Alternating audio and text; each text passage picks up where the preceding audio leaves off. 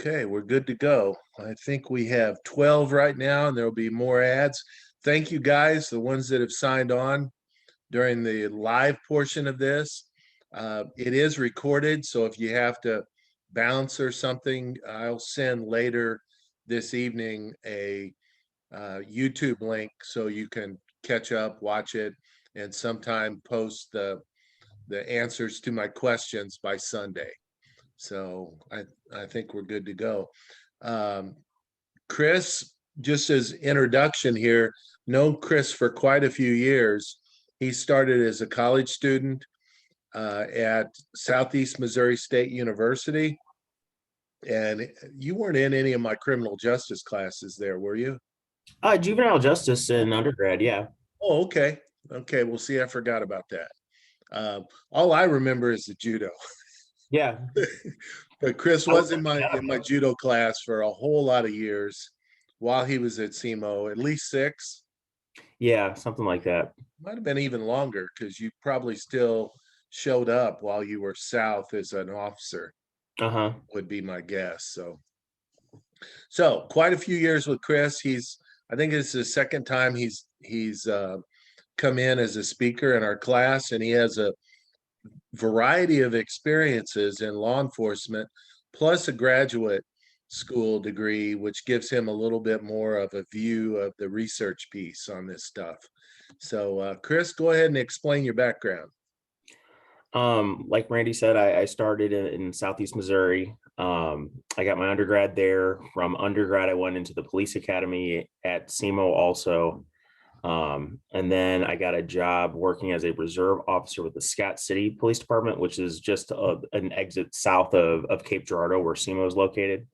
I worked there about the same time I started grad school. Went full time pretty quick, and was mainly doing night classes with grad school while doing 8-hour patrols on an exclusive midnight shift at Scott City. I went from Scott City up to the University of Missouri Police Department, or the University of Missouri St. Louis Police Department. Got a job there for about 3 years, which was kind of slow up until the Ferguson riots, and then they started sending just about everybody because the St. Louis County Police Department and the Ferguson Police Department that were handling most of those were completely overwhelmed, and not only in reference to the unrest, but also to their just typical calls for service. When you have people standing on skirmish lines, they can't be going and taking disturbance calls or traffic accidents or anything else. So it was a complete top to bottom cluster. From there, I'd met a lot of people from Normandy, that's the city that's adjoining the University of Missouri St. Louis, and got a job there. Started back on patrol, which is pretty standard. After about a year and a half, 2 years, I got promoted to detective, and I've been a detective for about three and a half years. About a half year into that, they also put me on the major case squad for Greater St. Louis. That's kind of a whole other conversation that's kind of hard to explain. A lot less cool than it sounds. And then recently, after we were going through some weird political stuff with our little city, and the structure of the little municipalities that make up St. Louis County is kind of a whole other issue too. But this Normandy where I was working was another little one, and as such, we were dealing with some of the other political issues that other people were. We went through 2 mayors in the span of like 6 months, and then we went through 3 police chiefs in the span of that same time frame. So I kind of saw the writing on the wall, and took a job with a bigger agency, the Florissant Police Department. Normandy's base population is about 5,000 residents. But we also were in this kind of unique to the St. Louis area. It's almost privatized policing, where you'll have a smaller agency that then has a bunch of other little cities surrounding it contract with you. So we weren't just patrolling for Normandy, we were also patrolling for Cool Valley, Glen Echo Park, Pasadena Hills, Pasadena Park, Bellerive Acres, Greendale. And there are a couple other agencies that do similar things, and we patrol under contract with them. So then our population base was quite a bit bigger than just the standard little city that we were patrolling ambiently. So once I went to Florissant, which has been within the last 6 months or so, they don't do any contractual patrols up there. It's around 50,000 residents total, just on its base level, and I'm back doing patrol work there. That's been a little bit of an adjustment, but so far it's been a positive one. Now, Florissant does abut Ferguson, right? It does, and we share the same school district with Ferguson. Ah, okay, all right. You talked a little bit about politics. You saw a little bit of that in the very rural district down in Scott County too, didn't you? Oh, absolutely. There's a lot of hands trying to grab as much money as they can, it seems like, from whatever they can get it from residents in the form of weird taxation to traffic citations, and it all winds up in a really kind of strange blue collar, for lack of a better term, environment where, everybody's kind of constantly just trying to see what they can get the most out of it without really caring about how it affects their residents.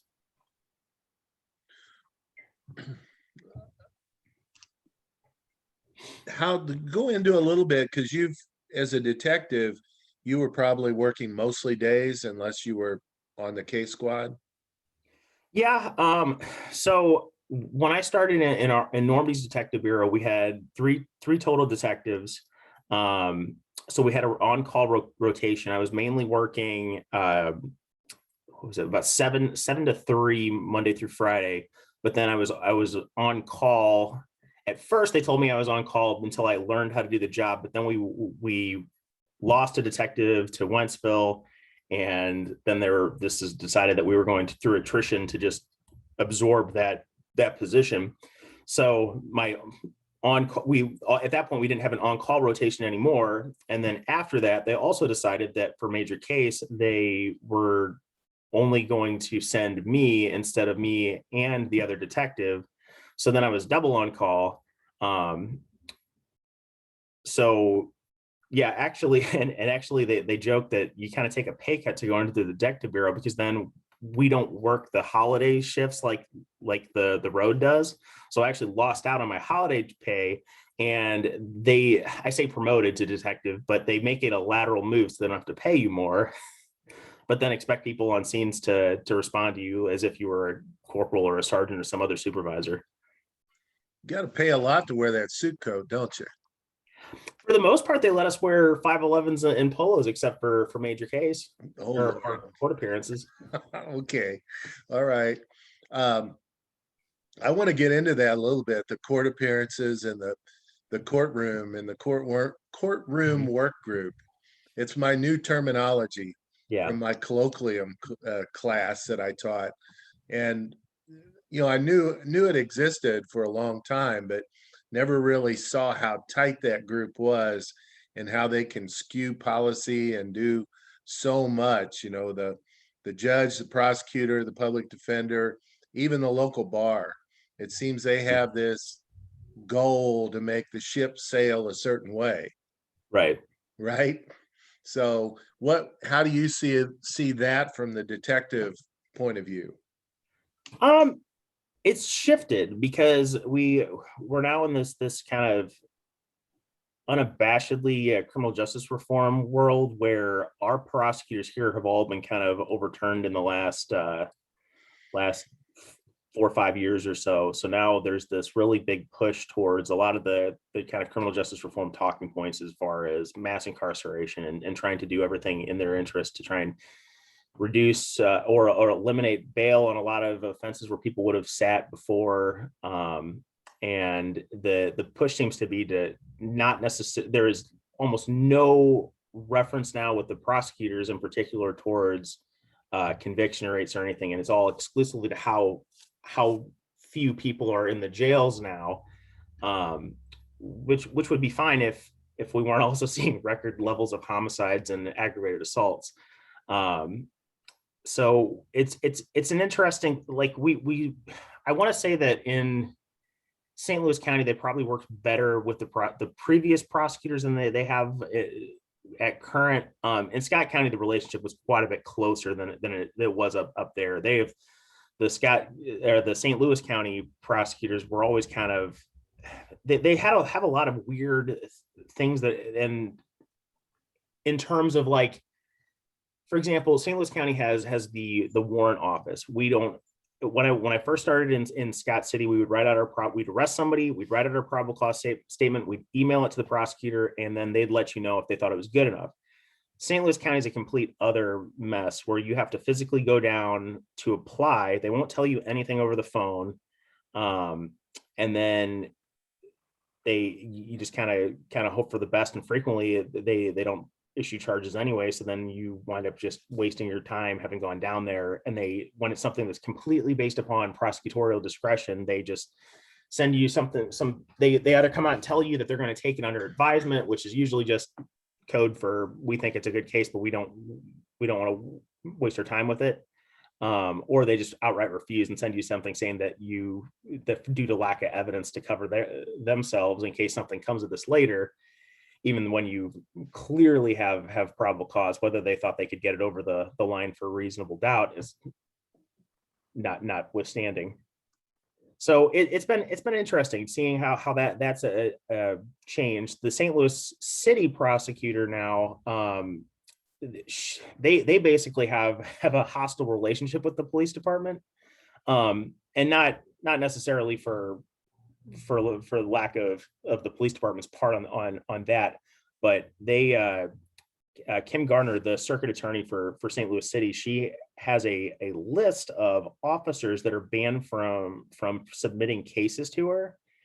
I think in hopes of doing something like the Brady rule, but it's not something that they allow to be given out to other officers. And from what I understand, it's if you go in and so much as get in an argument with a prosecutor over them refusing on a decent case, which they do more so in the city than they do in the county for sure. They put you on a list and then they just refuse to take your cases anymore. And then when the news has tried to get a hold of it, or other attorneys have tried to get a hold of this list, they refuse to cooperate with it and try to imply that it's not necessarily something that would preclude people from testifying, but it's still, on its face, it probably should be. If you've got cause to prevent officers from testifying for some legitimate integrity issue or something else, that's absolutely something they should get in discovery, and they don't, because it seems like it's more of a personal thing. So go ahead. Do they shuffle around those, Chris? Do the departments try to shuffle around and bring in officers not on the list to work the major cases? No. So what the city has actually done is they just have somebody else that was there. If it's your own case and you don't have anybody else, you're just kind of, it's just not going to go anywhere. But if there's another officer on scene with you or somebody else that can take the case down, they just have that officer instead take the case down in their place. But I don't, and not in like they're covering up the fact that this other officer was participating. They just have somebody else submit it, which is strange too. If you've got an officer that's got an integrity issue, and they should be, their involvement in it period should be excluded, but that's not what's happening. It's very strange. Right. Yesterday I listened to the prosecutor in St. Louis County do a media release on a pretty horrible crime. I think there was some small children murdered in the Domestic incident. In the county, but he was bringing out a lot of facts, and I was thinking, he's kind of trying it in the media. They're still doing that. They still want to get in front of the camera and try the cases. And he's actually been kind of a little bit better about it than the city prosecutor has been. But in this case, he was more, I think, more willing to talk about it because the suspect in question had just killed himself. Okay. All right. So, That's right. I forgot that part. Yeah, that takes out that piece of the loop then. Right. In fact, I was kind of wondering why he was even worrying about charges and getting in front of the camera in the first place, since his involvement it was pretty much over at that point. Mhm. Well, maybe it was a kind of an easy thing with not a lot of contention about it, just to get in front of the camera. Yeah. But talk a little bit about the first Ferguson experience. I'm thinking students, go ahead if you know what we're talking about, and so we don't. I think if everybody hears the word term the city Ferguson now, you kind of have a decent idea of what we're talking about, right? Chris wasn't involved in that situation, but he was an officer at the University Police Department that got pulled into responding to the issues at hand in the city. So does any of the students not know what we're talking about when we talk about the Ferguson demonstration and riots that happened a couple years ago? Everybody knows? I think everybody knows, Chris. Yeah. Mississippi's not that far away. Yeah, so St. Louis County has what they call the Code 1000 plan. It's a system by which if some type of mass casualty or some other type of incident involving a lot more officers than what a municipality might, or even the county police department themselves might be able to handle, they will draw on additional areas around that, wherever that hotspot is. And to the tune of, when a Code 1000 is called, I believe it's 25 additional officers and 5 or 6 additional supervisors that they're looking for to fill, and then they ratchet it up. So Code 2000 is going to be 100 officers and or 50 officers and 12 additional supervisors, all the way up to, I saw the night of the grand jury riots, we got up to Code 5000. So with that in mind, when things turned south, the first night that we had actual riots, because I believe Mike Brown was killed on a Saturday, and then Sunday night everything kind of fell apart in North County. And in contrast to a Code 1000 that is a little bit more pre-planned, or sometimes, in contrast to that, we also have very loosely defined aid agreements in the area. So they'll put out, it's not uncommon to hear an officer in need of aid, somebody's not answering the radio or started screaming into a radio, and now, anybody in that area is, officer wise, is going to that person and trying to get there as quick as they can, which is basically what happened the first night of the riots. You'll hear it kind of referred to in policing circles as kind of the ultimate aid call, or the aid call to end all aid calls, because there was no planning to it at all. Things went sideways. Shots were fired. People and officers were getting injured. Molotov cocktails. That was the night the Quick Trip burned down. It just went completely sideways. So I showed up to, and what we also got into and became kind of a problem going forward was self-dispatching, because things were just so chaotic that if you heard somebody calling in the radio and they didn't, when you were scanning and things were going sideways, you just kind of headed that way and tried to make sure everybody was as safe as they could be. So me and my partner that night, another university officer, we went out towards Jennings and Country Club Hills, which is just to the east of Ferguson. And it actually, up until about 2014, Ferguson, they had issues. We're all kind of in this area they call North County, that's not to be confused with North City, that's pretty well a war zone, but North County has been kind of seen as it being on the up and up as far as violent crime is concerned. And we've had a lot of, as the issues within the North City area have increased, you have a lot of people, kind of refugees, fleeing that violence there and resettling in North County area. Some people have ties already to the North County area with family, and that makes that transition a lot easier.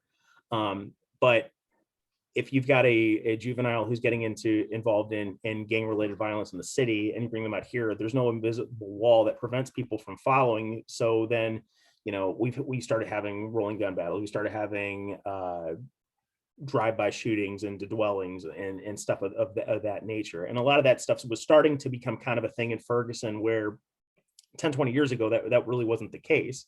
Ferguson was averaging about a homicide or two a year for a town of about 20,000.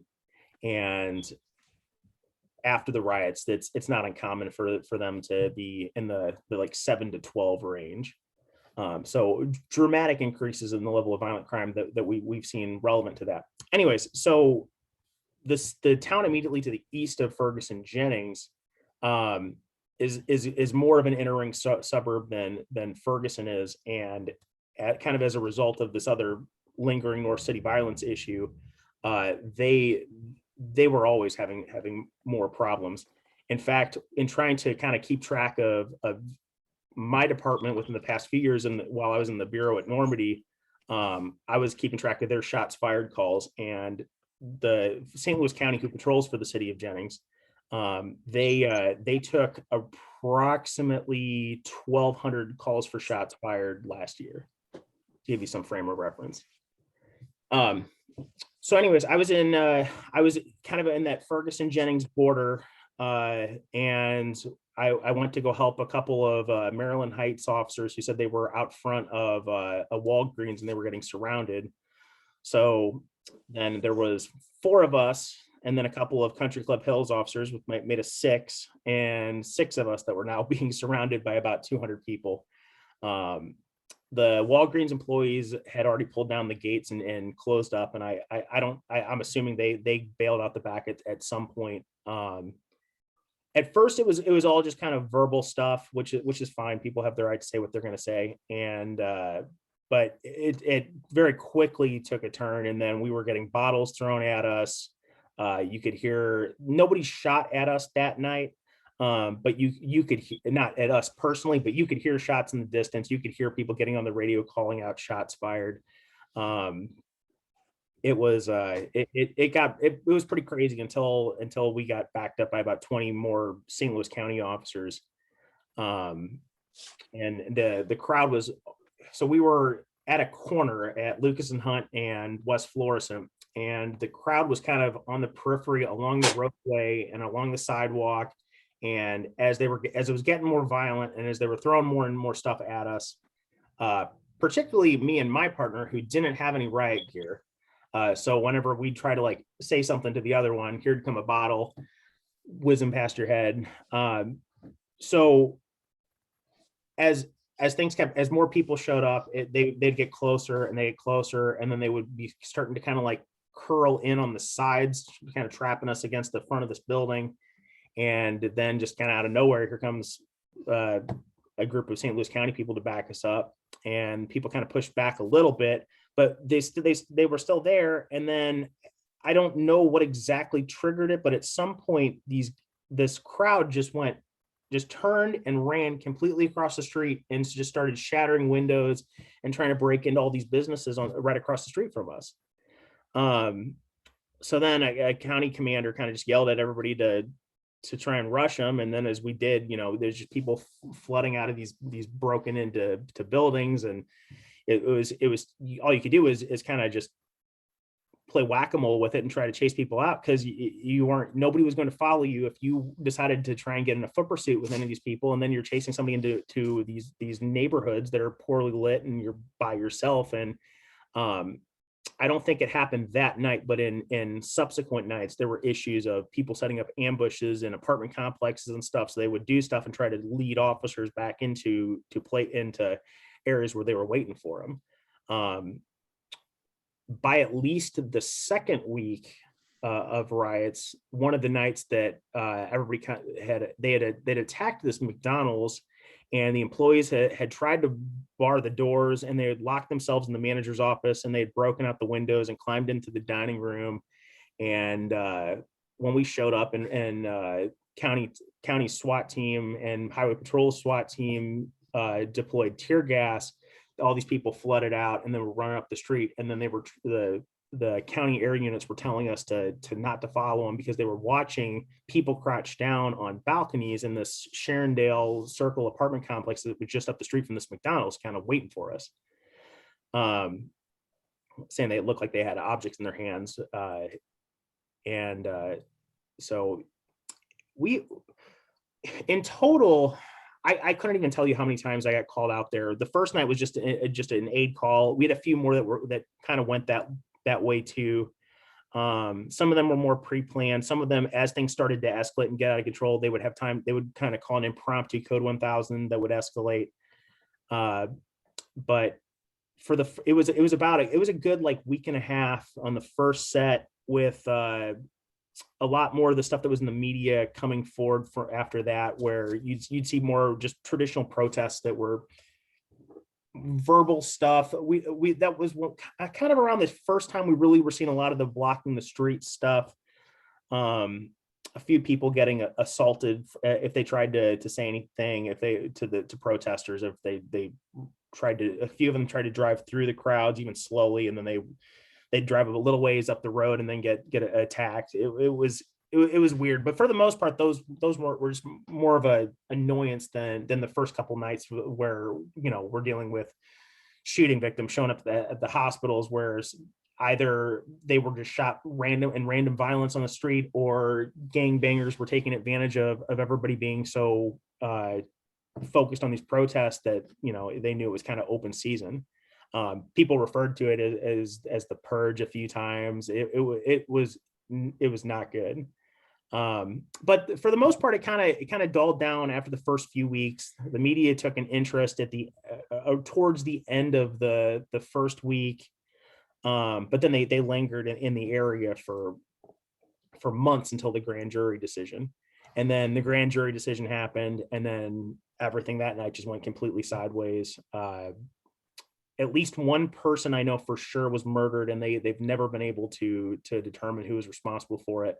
An individual in Campfield Green Apartments, he a juvenile, as I recall, he was shot in the head, and his car set on fire in the aftermath of it. Nobody really wanted to talk about him too much. In the aftermath of some of this, we've had a few people who were kind of already in that criminal lifestyle anyway, or were already kind of suffering mental health issues to begin with. And we had some suicides out of the protest groups that were implied, not only just within the protest community, but then in the national media, that these people had been lynched or something by police, that most of whom aren't even around anymore. We've had such a crazy amount of turnovers since Ferguson, and police commanders relevant to, like, the entire Ferguson Police Department has basically been turned over from top to bottom. See a question. What about research, Chris? Since then, has there been a kind of a processing, or anybody coming out to interview or go through all the data from that to start trying to put some ideas together on policies? There has. We had the perf research stuff come out. We've had some more self-serving stuff. We had this Better Together agency that was put together by some local businessmen, about trying to kind of force the city and county to merge into one super entity, which is not necessarily a bad idea, but the way they were talking about doing it was basically give all the money to the city and put them in charge of it, which was going to be a non-starter for anyone in the county. But Ferguson was kind of used to deal with a whole bunch of other issues that were relevant to policing generally, not necessarily in St. Louis County, and some of our local issues, like we were talking about earlier with the little municipalities, trying to talk about maybe getting them to force them to all merge together into bigger little cities, or some other combination thereof. But it was research wise, we've seen research, the conclusions of which don't seem to be very helpful. Um, I don't know that anybody's really shown any way that we can, I mean, outside of a lot of jingoistic or, platitudes about, building trust in the community, or um I've heard, this is not a quote from me, but I've heard it said that, 100 hours of officer friendly doesn't negate one Michael Brown incident. So I don't know how you can, how, if we have an incident, and not even necessarily speaking to that incident specifically, but if we have a questionable shooting or a questionable incident that winds up in the media, justified or not, it doesn't seem like it matters anymore, at least if the media picks it up. uh it doesn't matter how much outreach you've done. It doesn't matter how many good things you've done. It doesn't matter if your agency is doing all the right things. A lot of these flashpoint issues uh are so volatile now that I don't really have an answer, and haven't seen any answers in any of the research of how to prevent these things from destroying communities. Well, one of the things that came out of that, and that it's been talked about for years in departments, well, two things actually. Since 1964, the Crime Commission was better educated officers that, Mhm. bachelor's degrees at least for police officers, along with mental health training and all this, but also a more diverse workforce. Yeah. If you look at Ferguson now, are they more diverse than they were before? Are there more, is there more of a racial equity and more females working there? What's it look like? It's more diverse than it was, but from what I understand, they're still not meeting their mandates for their consent decree in that regard for hiring. Um, I mean, honestly, if you have an agency that's being portrayed, rightfully or wrongfully, to be targeting minorities, and to be, if not murdering minorities, then covering up for people who are murdering minorities, then I don't know how you get other minorities to want to work in that environment. Yeah, right. Yeah, that's tough. Plus, is you have good staff, and kind of like your career is a good example of it. When you have a good officer that can write and read and follow procedures and try to de-escalate situations, well, they gravitate to departments that pay better. They Absolutely. they end up leaving. So if you have someone that, plus you have someone that meets those diversity standards, they're not going to stay in Ferguson. No. Where are they going, Chris? What departments?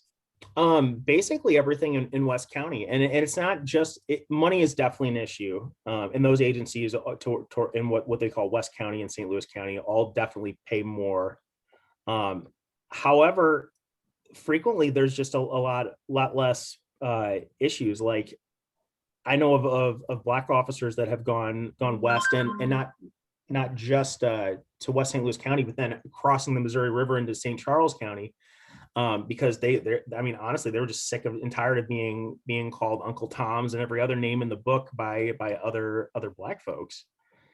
So it's a hard environment to try and pin down, when not only just ambiently, with, if somebody's going to offer you more money to do less work. I mean, who really is going to turn that down, unless somebody who's really committed to trying to fight crime and try to be in the community and help people. Like, and then at some point you just have to decide, is it worth it? And for a lot of people, it's not.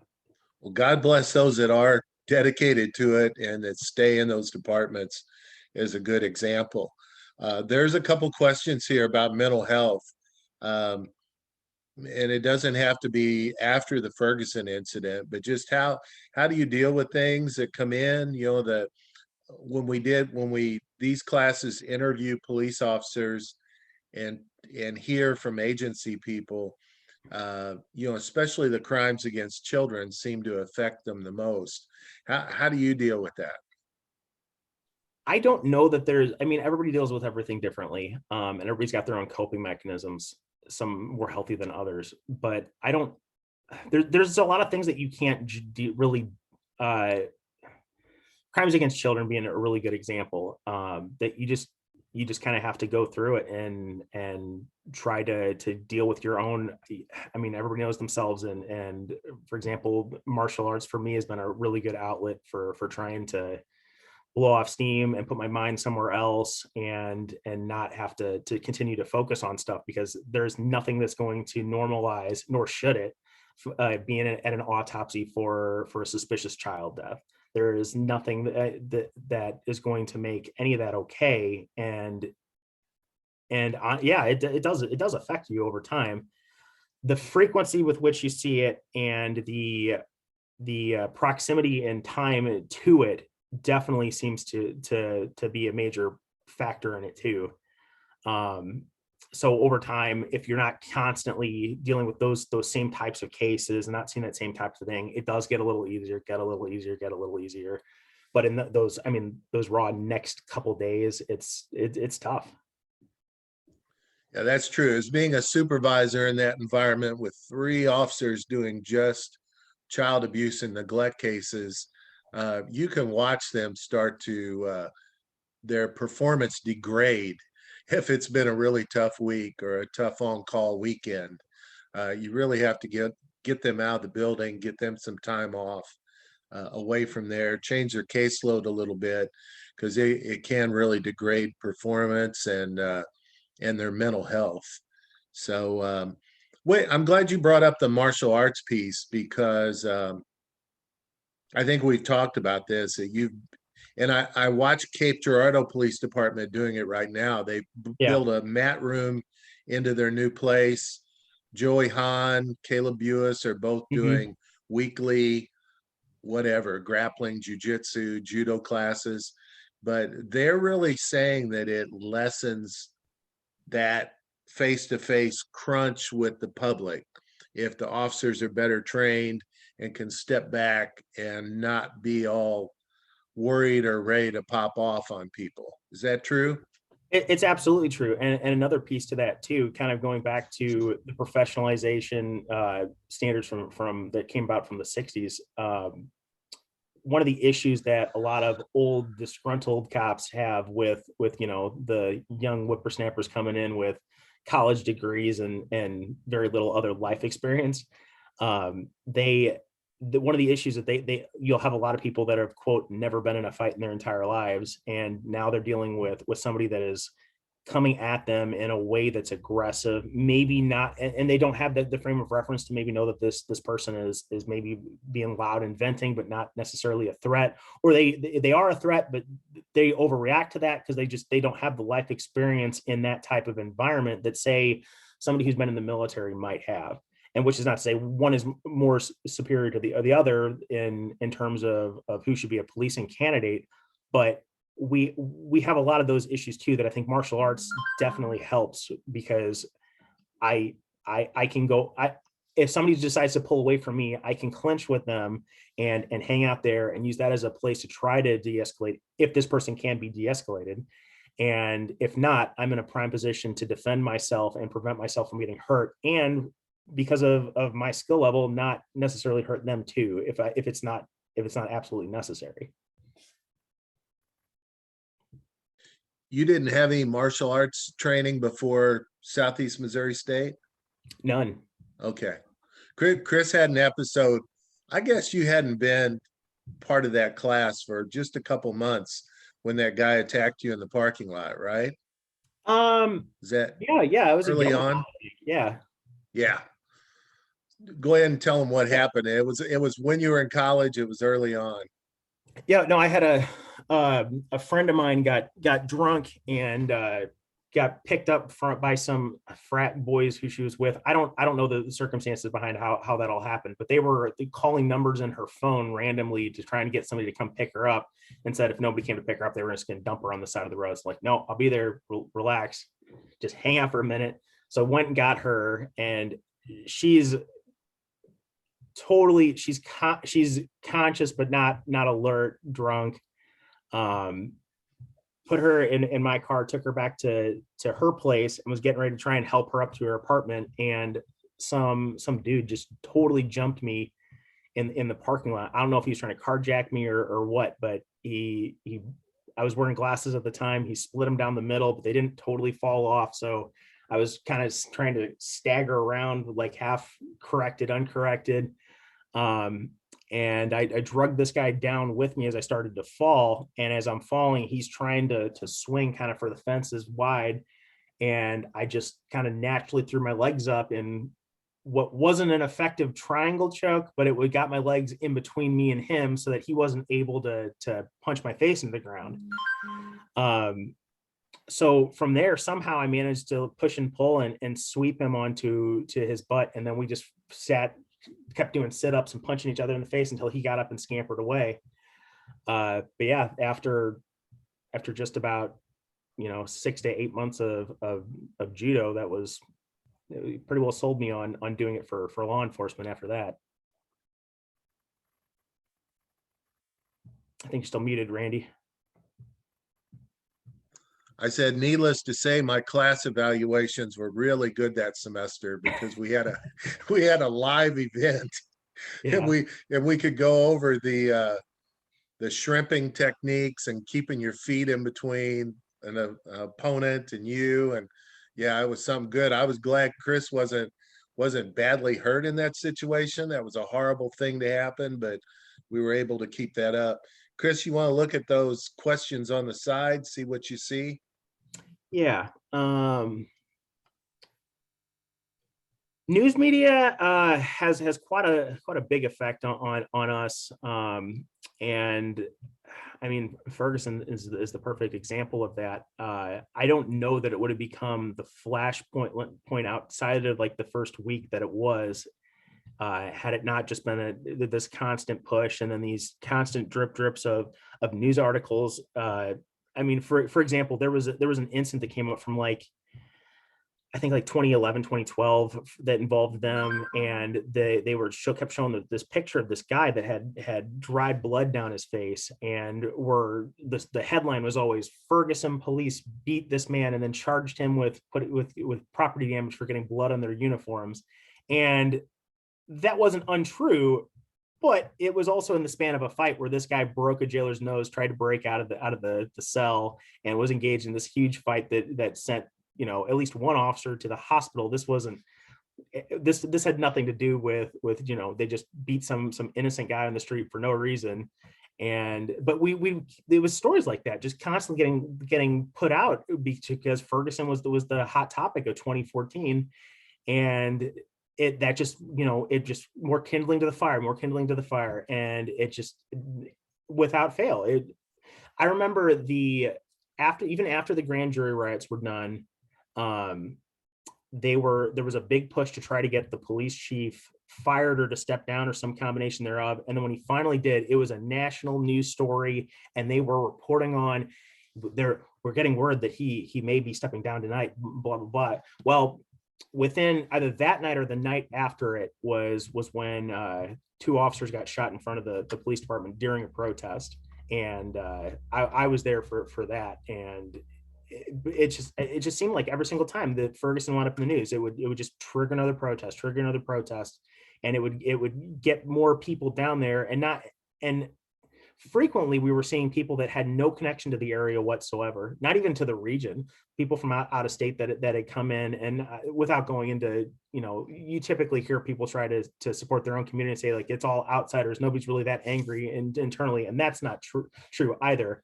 But a lot of our ringleaders, the people that were quick to jump in front of CNN cameras, had no connection to the region whatsoever. And now a lot of locals are not particularly happy about it, even local protesters, because they feel totally left out now that there's a national movement, and all these people got money to travel and go do speaking arrangements, and some even went and got to speak in front of the UN and got these big international trips paid for, and none of that money went towards helping anybody in Ferguson and the community. So yeah, the media in terms of the news definitely affects our day-to-day life in terms of entertainment stuff. On some level it does, not as much as you'd think. The Colin Kaepernick stuff or the taking a knee stuff, none of that really affects us day to day at all. um we've had some issues, I think, with in terms of like people like having unreasonable expectations about what the police can actually provide in investigations and stuff, or what we're willing to provide on more minor issues, like property damage. I had a guy say that somebody broke into his house and he demanded that his back door be fingerprinted. And it's like, there's snow in the backyard, there's no footprints in the snow. No, I'm not fingerprinting your door for you. And it just, we go down these roads of people that really don't understand what exactly goes into investigations. And because they've watched TV and they think that different, we can DNA every single thing. And then even when we can, or we're willing to do that for a case, frequently we're hamstrung by, for example, with the St. Louis County Lab, we can only submit on a non-violent felony that doesn't involve some type of actual bodily fluid. We can only submit trace DNA samples, swabs from a scene. We can pick 3 items, and that's for something that's not insignificant, like a burglary, like that you, I can't do every single thing in the house. I can't throw down I can throw down a bunch of dust, but it's not going to go anywhere. So, trying to keep people with reasonable expectations about what they should expect from their police departments in terms of investigations versus what they've seen on TV and the news is definitely an issue.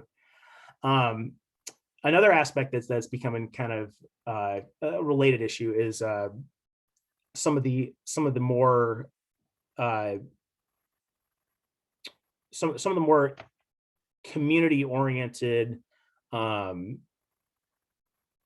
social media emulating behavior that we're seeing in some of our juveniles and gang related offenders, where everybody now can be a rap star when they post a video on YouTube. So we're having a lot more issues with people repping gangs and stuff where maybe you'd have a famous rapper or somebody that would be in the news for, or not in the news, but in entertainment circles for having brought in something up or mentioned some other group or this or that. But now we can have people basically glorifying their gangs and their gang life, right in a video that they just put together with a glorified cell phone video, and then people immediately responding to that with other videos or with active violence in the streets. And fortunately, when it goes that route, and a lot of these kids think that their private messages are completely private. So if we have some type of significant incident involving a shooting or something, it's the prosecutors have been really cooperative with us with getting search warrants for stuff like that. And then you're spending months trying to disseminate all this information that you've gotten dumped on you when Facebook or Instagram gets around to sending back compliance. But it opens more doors, but it's also causing more problems at the same time. So Are you seeing any juvenile programs at work?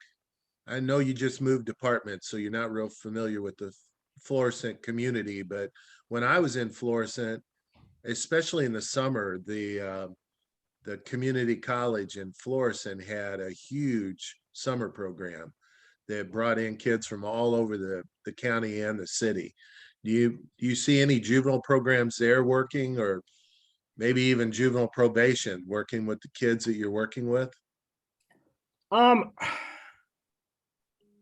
don't have a whole lot of positive to say about our family court. But in terms of specific problems towards Florissant, I don't know, and I don't know how much of that is COVID related now that there's restrictions on people that can actually get together for stuff like that. Yeah, this is going to be really hard because all of my grants were so underspent. Most of them would have resolved by July of last year. We had quite a bit of money that we just couldn't spend because how do you spend it when all the COVID guidelines are keeping you from working with kids? So you can only buy so many Chromebooks. Right. I ended up buying all of the kids on our probation list Chromebooks. So we had some way to stay in contact with them. Right. And but that's not the same as providing real treatment programs and real hands-on things. So Absolutely. yeah, that was something. You have a last question there, Chris. Did I always want to be an officer? Kind of. I always, I grew up watching way too many Batman cartoons, and so that definitely played a role. But I think so. I went in as a criminal justice major in undergrad. I don't know that I necessarily wanted to be an officer at that point. I think I went in with, like a lot of people did, wanting to do federal law enforcement primarily.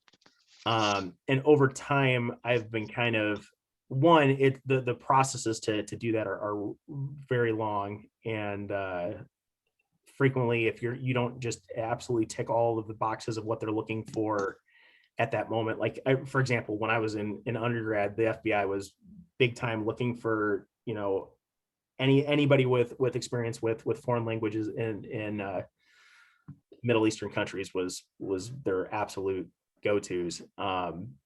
Then you weren't getting hired. But now that I've had more experience with them, actually a lot of the work that I kind of wanted to do that you kind of see in the movies is stuff that local officers do, without as much of the notoriety that the feds kind of get for it. Like a lot of public corruption cases start with local investigations that get turned over to the FBI. A lot of my latest example is with bank robberies that you hear a lot about the FBI handling from back in the J. Edgar Hoover days, and that's just something that they've hung on to. But what they really do is they let you make the arrest, do the interviews, do the whole case, and then give it to them so they can submit it to a federal prosecutor as themselves. What this last group of assistant U.S. attorneys did, or U.S. attorneys period, was to kind of take out the middleman on a lot of that. So we were in contact with a lot of federal prosecutors for sending cases, particularly like felon in possession of firearms cases, to them, and taking the ATF and some of these other organizations out. If we had a case directly, because I mean, we're just adding, if there was something else to be followed up on, then some of these other agencies could do it. But in terms of just these more minor cases that a lot of these agencies would take credit for before, we just kind of streamlined it. But as far as an actual event that led me to be an officer, my neighbors down the street were murdered or my neighbor down the street was murdered in a burglary back when I'd either just left for college or was just getting ready to leave for college. And a couple of Parkway North kids broke into her house, and she just happened to come home and interrupt them and get gunned down in her living room. So kind of seeing that happen there, and reinforcing this idea that, growing up, I'd always been kind of led to believe that there was kind of this separate thing. And you can even hear it in some of the things I've said before about kind of taking this distinction between North City versus North County versus West County. And honestly, it's all one giant region. We're all one community. And, different places have different disparities in crime, but bad things happen everywhere. But I think I'm muted again. No, I'm good. A good officer, from what I can tell, though, can parse out what's mental health and what's a real crime, what's a real issue, and what's one you can divert another direction. Right. I even watched one yesterday. I was turning out of my subdivision, and I could tell what was going on. There was a guy sitting down in front of a restaurant. There was EMTs were there.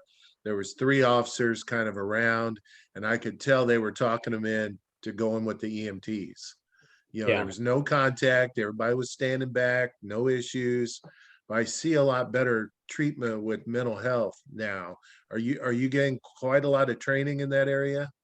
We've got a little bit more training than I got in the academy for it. St. Louis County is really big on this, the CIT program, the Crisis Intervention Team program. And the training for it, if you've never had any other type of psychology classes or anything, is good. the biggest issue with it is kind of the biggest issue with policing in general and getting good candidates is that a lot of it is not necessarily it's not at all to make you be able to diagnose whether or not somebody has a mental health issue, but to just be like, maybe consider that they do and approach the situation like you should probably approach every situation with some degree of empathy and realize that if this person's coming at you kind of cross-eyed, maybe it's not because of you personally, maybe there's some other issue here, and just deal with the person professionally. And if you don't escalate things yourself, then it probably doesn't need to go that way. So just don't unnecessarily make things worse than they have to be, and things tend to have better solutions. And I don't know if it's something to do with COVID and everyone being shut in more, or if this is more of a Florissant specific problem, but I've been seeing just an absolute ton of mental health cases and severe mental health cases. People armed with knives has been a big one. Not so much people every once in a while we'll get a gun call involving somebody with mental health issues, but usually it's just a threat of a firearm. We haven't. I don't think we've had any issues with anybody that's been actually armed lately. With a gun. Knives for sure. And I don't know, I don't have an explanation for that, but I'm wondering if it's not something to do with people being shut in with COVID issues that are just kind of dwelling and not getting the treatment that they would have otherwise. Well, the psychological counselors I know have been working from home and been trying to meet with clients online and on FaceTime. And I mean, it's just not the same. I think No. the patients need more care than that. So I think that's why you're seeing them on the street, not in the clinics, and not headed toward their counseling appointments, because they're gone. Yeah. So hopefully we're getting them to come back here in the next few weeks, from what I understand, at least in this area. So I think that'll make a difference. So, well, man, I've kept you about an hour. Anything that I haven't asked that you were like, oh, brother, he was going to ask me about it, or anything I missed?